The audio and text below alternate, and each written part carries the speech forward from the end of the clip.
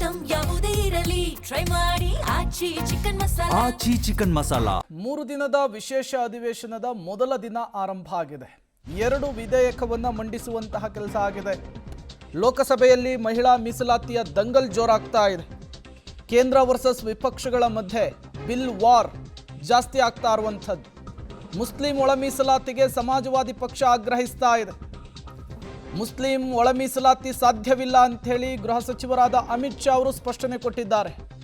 ಇದು ಸಂವಿಧಾನಕ್ಕೆ ವಿರುದ್ಧ ಅಂಥೇಳಿ ಸ್ಪಷ್ಟನೆ ಕೊಡುವಂತಹ ಕೆಲಸವನ್ನು ಗೃಹ ಸಚಿವರು ಮಾಡಿದರು. ಧಾರ್ಮಿಕ ಆಧಾರದಡಿ ಮೀಸಲಾತಿಯನ್ನು ನಿಗದಿ ಮಾಡಿಲ್ಲ. ಮನೆ ಮನೆಗೆ ಹೋಗಿ ಗಣತಿಯನ್ನು ಶುರು ಮಾಡುವಂತಹ ಕೆಲಸ ಶುರುವಾಗಿದೆ. ಇದರ ಆಧಾರದ ಮೇಲೆಯೇ ಮೀಸಲಾತಿ ಅಂಥೇಳಿ ಅಮಿತ್ ಶಾ ಅವರು ಕ್ಲಾರಿಫಿಕೇಶನ್ ಅನ್ನು ಕೊಟ್ಟಿದ್ದಾರೆ. सदन के पूरा देश देख रहा है.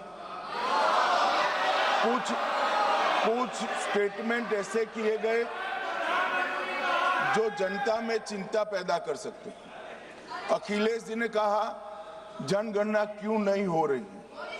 मैं पूरे सदन के माध्यम से देश की जनता को बताना चाहता हूं, जनगणना का काम शुरू हो चुका है, जारी. 2, उन्होंने कहा कि हम जाति जनगणना का मांग करेंगे. मान्यवर, मैं आपके माध्यम से सदन को बताना चाहता हूं कि सरकार ने जाति की जनगणना करने का निर्णय ले चुकी है. और आप बैठिए बैठिए बता दो. अरे बैठिए भाई, बैठिए. और जाति के साथ ही ये जनगणना हो रही है. माननीय सदस्य धर्मेंद्र यादव जी कह रहे हैं कि कॉलम नहीं है. उनको मालूम पड़ना चाहिए कि अभी घरों की गिनती हो रही है और घरों की कोई जाति नहीं होती है. समाजवादी पार्टी का चले तो घरों की भी जाति तय कर ले. मान्यवर, जब व्यक्तियों की जनगणना होगी, नागरिकों की जनगणना होगी, तब उसमें जाति का कॉलम रखा है. ये मेरा विभाग है. मैं सदन को आश्वस्त करना चाहता हूं कि ये जनगणना जाति जनगणना के साथ ही होने वाली है. तीसरी बात, इन्होंने ये जो आपने समझाया कि ಇದು ಲೋಕಸಭೆಯಲ್ಲಾಗ್ತಾ ಇರುವಂತಹ ಬಿಲ್ ಸಮರ. ಮತ್ತೊಂದು ಕಡೆ ಕ್ಷೇತ್ರ ಮರು ವಿಂಗಡಣೆಯ ಬಿಲ್ಲನ್ನು ಕೂಡ ಮಂಡಿಸುವಂತಹ ಕೆಲಸ ಆಗಿದೆ.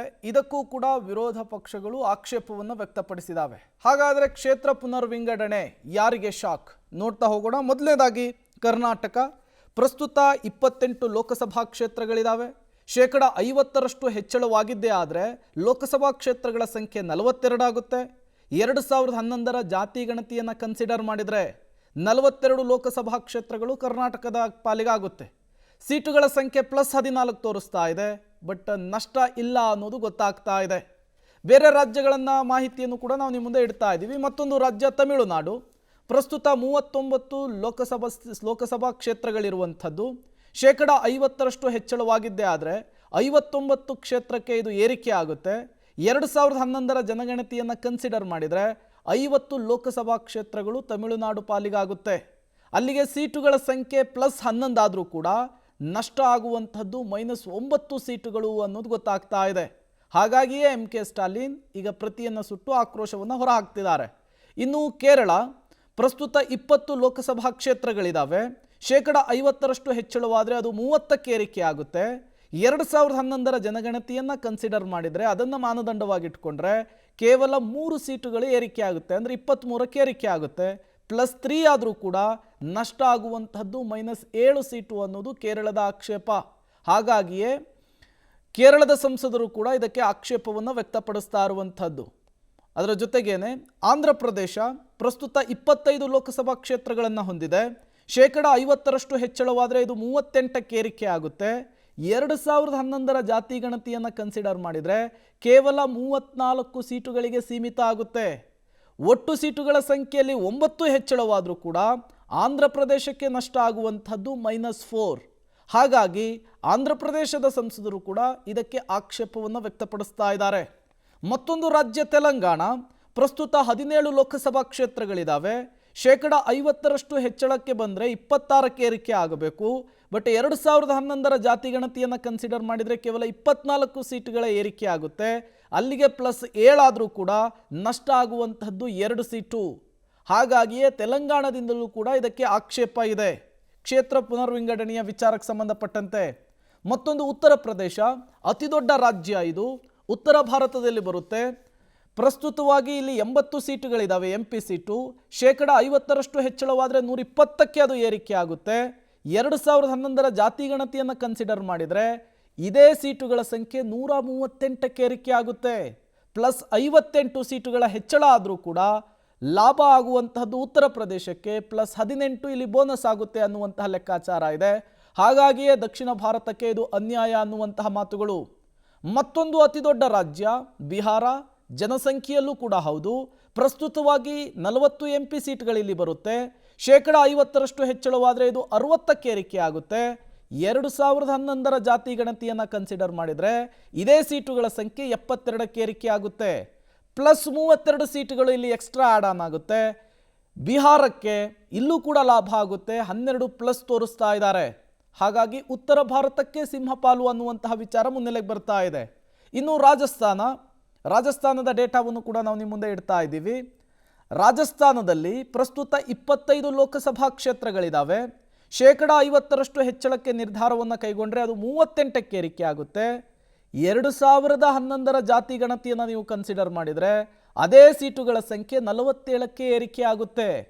ಇಲ್ಲಿ ರಾಜಸ್ಥಾನಕ್ಕೆ +22 ಕ್ಷೇತ್ರಗಳು ಸಿಗುತ್ತೆ. ಇಲ್ಲಿ ಮತ್ತೆ ರಾಜಸ್ಥಾನಕ್ಕೆ ಲಾಭ ಆಗುವಂಥದ್ದು ಎಕ್ಸ್ಟ್ರಾ 9 ಸೀಟುಗಳು 2011ರ ಜಾತಿ ಗಣತಿಯನ್ನು ಕನ್ಸಿಡರ್ ಮಾಡಿದರೆ. ಮಧ್ಯಪ್ರದೇಶ ಪ್ರಸ್ತುತ 29 ಲೋಕಸಭಾ ಕ್ಷೇತ್ರಗಳಿದ್ದಾವೆ. 50% ಹೆಚ್ಚಳವನ್ನು ನಿರ್ಧಾರವನ್ನು ಕೈಗೊಂಡ್ರೆ ಇದು 44ಕ್ಕೆ ಏರಿಕೆ ಆಗುತ್ತೆ.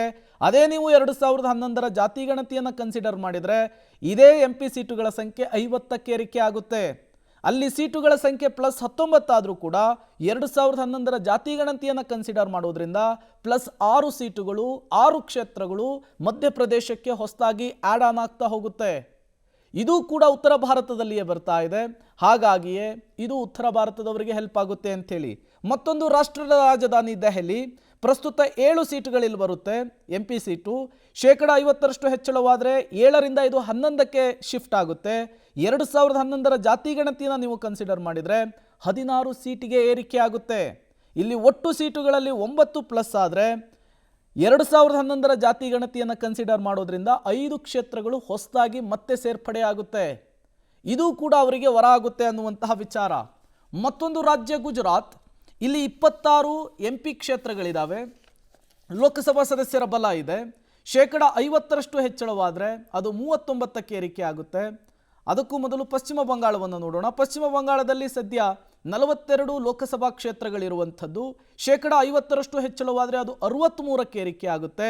2011ರ ಜಾತಿ ಗಣತಿಯನ್ನು ಕನ್ಸಿಡರ್ ಮಾಡಿದರೂ ಕೂಡ ಸ್ಥಾನಗಳ ಸಂಖ್ಯೆ 63 ಇರುತ್ತೆ.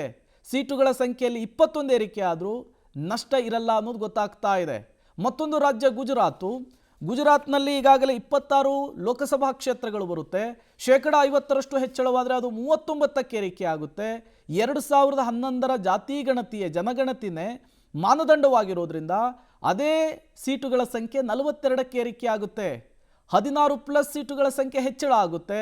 +3 ಲಾಭ ಆಗುತ್ತೆ ಅನ್ನುವಂತಹ ವಾದ ಮುನ್ನೆಲೆಗೆ ಬರ್ತಾ ಇದೆ. ಇನ್ನು ಮತ್ತೊಂದು ರಾಜ್ಯ ಮಹಾರಾಷ್ಟ್ರದ ಡೇಟಾವನ್ನು ನಾವು ನಿಮ್ಮ ಮುಂದೆ ಇಡ್ತಾ ಇದ್ದೀವಿ. ಗುಜರಾತನ್ನು ಗಮನಿಸಿದ್ವಿ. ಮಹಾರಾಷ್ಟ್ರದಲ್ಲಿ ಪ್ರಸ್ತುತ 48 ಲೋಕಸಭಾ ಕ್ಷೇತ್ರಗಳಿದ್ದಾವೆ. 50% ಹೆಚ್ಚಳ ಮಾಡೋದಕ್ಕೆ ಮುಂದಾದರೆ ಅದು 72 ಕ್ಷೇತ್ರಗಳಿಗೆ ಹೆಚ್ಚಳವಾಗುತ್ತೆ. 2011ರ ಜನಗಣತಿಯೇ ಮಾನದಂಡವಾಗಿರೋದ್ರಿಂದ 78 ಕ್ಷೇತ್ರಗಳು ಮಹಾರಾಷ್ಟ್ರಕ್ಕೆ ಬರುತ್ತೆ. ಇಲ್ಲಿ +30 ಕ್ಷೇತ್ರಗಳು ಹೊಸದಾಗಿ ಆಡ್ ಆನ್ ಆಗುತ್ತೆ. ಇಲ್ಲಿ ಮಹಾರಾಷ್ಟ್ರಕ್ಕೆ ಲಾಭ ಆಗುವಂತಹದ್ದು +6 ಅನ್ನೋದು ಗೊತ್ತಾಗ್ತಾ ಇರುವಂಥದ್ದು. ಒಟ್ಟಾರೆಯಾಗಿ ದಕ್ಷಿಣ ಭಾರತದ ಕೆಲ ರಾಜ್ಯಗಳು ಇದಕ್ಕೆ ಆಕ್ಷೇಪವನ್ನು ವ್ಯಕ್ತಪಡಿಸಿ ಹೋರಾಟಕ್ಕೂ ಕೂಡ ಮುಂದಾಗಿದ್ದಾರೆ. ಬಟ್ ಪೊಲಿಟಿಷಿಯನ್ಸ್ ಅಲ್ಲಿ ನಾನು ಇವಾಗ ಕೇಳ್ಪಟ್ಟೆ, ಐ ಥಿಂಕ್ ಹಾರ್ಡ್ಲಿ ಒಂದು 1 or 2% ಇಲ್ಲ ಒಂದು 10% ಹೆಂಗಸರಿದ್ದಾರೆ. ಸೊ ಈ ಡಿಸಿಷನ್ ತುಂಬ ಒಳ್ಳೆಯದು. ಮತ್ತು ಎಷ್ಟೋ ವರ್ಷಗಳಿಂದ ಅದಕ್ಕೋಸ್ಕರ ಹೋರಾಟ ಮಾಡಿದ್ದಾರೆ. ಅದು ಡಿಸಿಷನ್ ವೈಸ್ ತೊಗೊಂಡು ಇವಾಗ ಪ್ರೈಮ್ ಮಿನಿಸ್ಟರ್ ಅವರು ಅದನ್ನು ಒಂದು ಈ ಲೆವೆಲ್ಗೆ ತೊಗೊಂಡು ಬಂದಿದ್ದು ಒಂದು ತುಂಬ ಹೆಮ್ಮೆ ಒಂದು ವಿಷಯ. ಭಾಳ ಒಳ್ಳೆಯದೆ. ಇದಕ್ಕಾಗಿ ನಾವು ತುಂಬ ವರ್ಷದಿಂದ ಹೋರಾಟ ಮಾಡಿದ್ವಿ, ಒಂದಲ್ಲ ಎರಡಲ್ಲ. ಬಾಟಮ್ ಟು ಟಾಪ್ ಸಿಗುತ್ತೆ. ಈಗ ಇದ್ದಾರೆ ಬೆರಳೆಣಿಕೆಯಲ್ಲಿ. ರಾಜಕೀಯದಲ್ಲಿ ಬರಬೇಕು, ಆಗಬೇಕು, ಆಗತ್ತೆ. ತುಂಬ ವರ್ಷದ ಹೋರಾಟ, ತುಂಬ ಖುಷಿ. 30 ವರ್ಷದಿಂದ ಮಾಡಿದ್ದು ಹೋರಾಟ, ಈಗ ಫಲ ಕೊಡಿಸಿದ್ವಿ. ಅದಕ್ಕೆ ಮೋದಿಜಿಯವರಿಗೆ ಧನ್ಯವಾದ.